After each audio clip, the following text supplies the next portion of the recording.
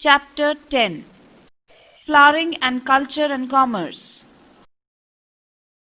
At the time when northern parts of India were ruled by Mauryas and Kushanas, South India was ruled by several royal dynasties: Satavahanas, Cheras, Cholas, and Pandyas. Our main source of information about these kingdoms is the Sangam literature. This period is, therefore, known as Sangam Age. Satavahanas.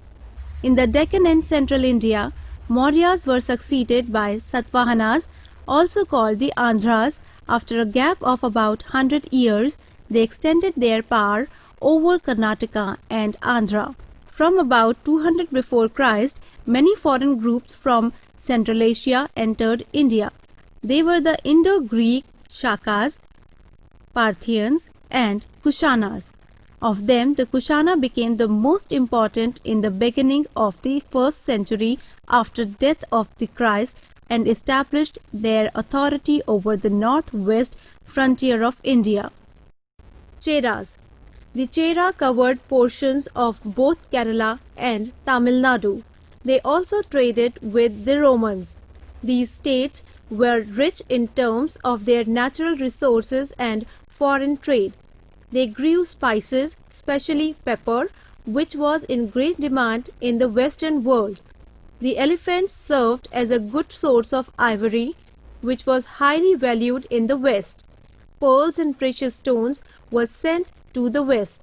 They also produced muslin and silk of fine quality.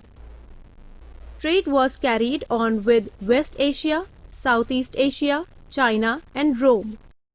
Cholas. The Chola kingdom, which was called Cholamandalam, had their capital at Kaveri Pattinam along the bank of the Kaveri river. It was a great center of trade and commerce and had a large dock. One of the main sources of the wealth of the Cholas was trade in cotton cloth. Cholas also had an efficient navy. Pandyas. The Pandyas had their capital in Madurai in Tamil Nadu. The Pandya kingdom profited from trade with the Roman Empire and sent embassies to the Roman Emperor Augustus. Sangam literature. Some of the earliest writings in Tamil language, known as Sangam literature, were composed around 2300 years ago. These writings were called Sangam because they were composed in assemblies known as Sangams held in the city of Madurai between 200 BC and 300 AD. Sangam was a college or assembly of Tamil poets which took place under the patronage of royal support. Sangam literature gives us valuable insight into Tamil society, their political system and culture.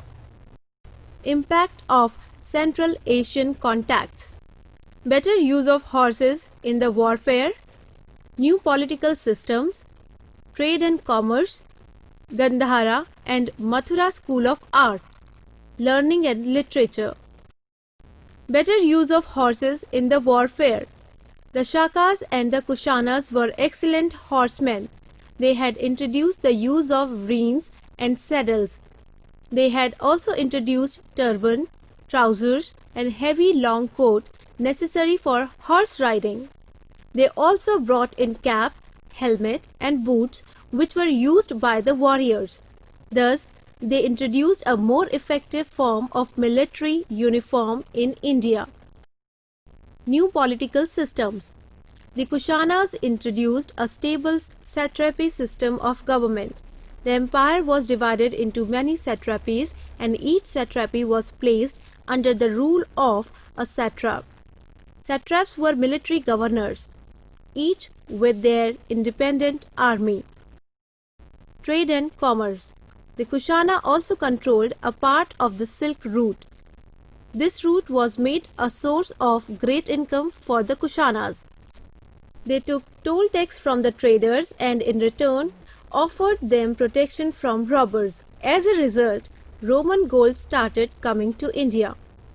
Gandhara and Mathura school of art. In northwestern frontier of India in Gandhara, images of Buddha began to be made in Greek and Roman style. Buddha's images were made with sharp features and curly hair. Another school of art became popular in Mathura. Here the images were made in purely Indian form. This school of art became famous as Mathura School of Art. Thus, the Gandhara and Mathura School of Art showed the intermingling of different cultures because of the coming of the Central Asians. Learning and literature. Some of the great writers of the period such as Ashvaghosha enjoyed the patronage of Kushanas. Ashvaghosha wrote the Buddha Charitra, a biography of Buddha. The Indo-Greeks contributed to the development of Indian theatre by introducing the use of the curtain. In no other period of ancient Indian history were foreigners absorbed into Indian society on such a large scale. Emergence of Bhakti cult. During this period, an important development in Hinduism was the introduction of Bhakti cult. Bhakti movement was based on unconditioned love and devotion to God. This movement was open to all, high and low caste, men and women.